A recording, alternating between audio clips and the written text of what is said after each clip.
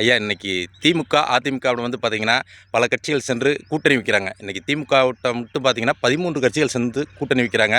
அண்ணன் திருமாவளவன் போன்ற ஆட்கள் அடித்தட்டு மக்களுக்காக போராடுறேன்னு சொல்கிறாரு அவரு. அதேபோல் கம்யூனிஸ்ட் கட்சி உழைப்பாளர்களுக்காக போராடுறேன் அப்படின்ற கட்சி, தமிழக வாழ்வுரிமை கட்சி அண்ணன் வேல்முருகன், அதேபோல் சில முஸ்லீம் அமைப்புகள் அப்படின்னு ஒரு சிலர் போய் கூட்டணிக்கு போகிறீங்க. என்ன கொள்கையில் நீங்கள் கூட்டணிக்கு போகிறீங்க சொல்லுங்கள்.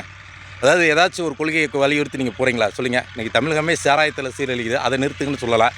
இல்லை அப்படின்னா ஜாதிவாரி கணக்கெடுப்புங்க அப்படின்ற பட்சத்தில் ஒவ்வொரு மக்களுக்குமான பிரதிநிதித்துவம் கொடுக்க முடியும் அப்படின்னு கேட்கலாம். இல்லை அதுவும் முடியலைன்னா ஒரு தமிழக இளைஞர்களுக்கு இன்றைக்கி வந்து பார்த்திங்கன்னா வேலைவாய்ப்பை உறுதிப்படுத்துங்க. தனியார் நிறுவனம், அரசு நிறுவனத்தில் 80%, 70 இல்லை 80% ஒதுக்கீடு செய்யுங்கன்ட்டு ஒரு சில கோரிக்கைகள் வைக்கலாம். இப்படி எந்த கொள்கையுமே சொல்லாமல் கூட்டணிக்கு போகிற உங்களுக்கெல்லாம் எதுக்குங்க தனி கட்சி, தனி கொடி?